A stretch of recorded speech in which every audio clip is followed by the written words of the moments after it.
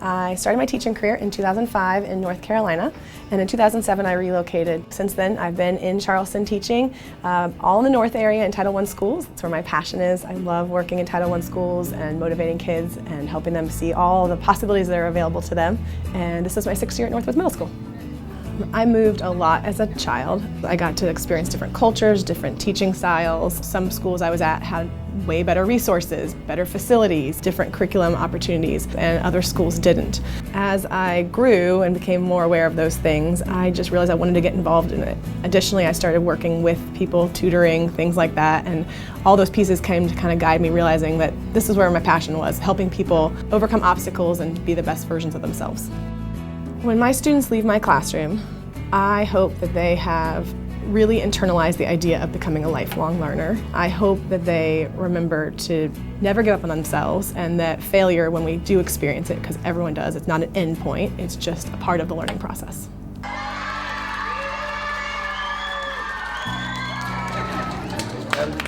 It was absolutely probably one of my favorite moments in education. Every day I find working in my classroom rewarding. Helping my students become better versions of themselves, but it was really exciting to also be recognized from the upper levels of education and find reward that way. So that was an amazing moment.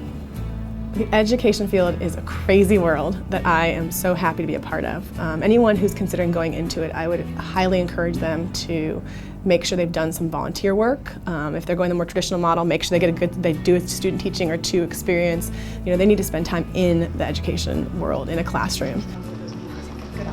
The most rewarding part of education for me is watching my students have their aha moments and grow. And again, this is not just in academics, but watching a kid who all year has struggled with when they have a social situation and they get upset, their temper flies, and then watching them have a moment where someone says something to them and they check their temper and they're able to grow in that moment. I also, of course, love watching them gain the knowledge and the academic piece as well, but it is definitely the most rewarding part, is watching my students grow into the adults they're going to become and learn those skills. To be named CCSD Teacher of the Year would be a huge honor. I've been in education since 2005, and I've seen lots of things come and go. We've had all different kinds of curriculum shifts, different teaching models, and the last 3 years, to say the least, have been insane, where we've had a year stop mid-year.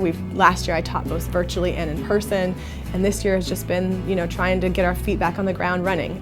It would also be an honor to use the platform of CCSD Teacher of the Year to bring attention to creating more equitable opportunities across all of our schools. I really want to make sure that all the students in CCSD have the same opportunities to thrive and grow, and that happens not just in the classroom but outside the classroom. So to be named CCSD Teacher of the Year at this time particularly, it would just be a huge honor to be recognized that in the midst of all of that craziness, I'm doing a good job, and that would be a huge honor.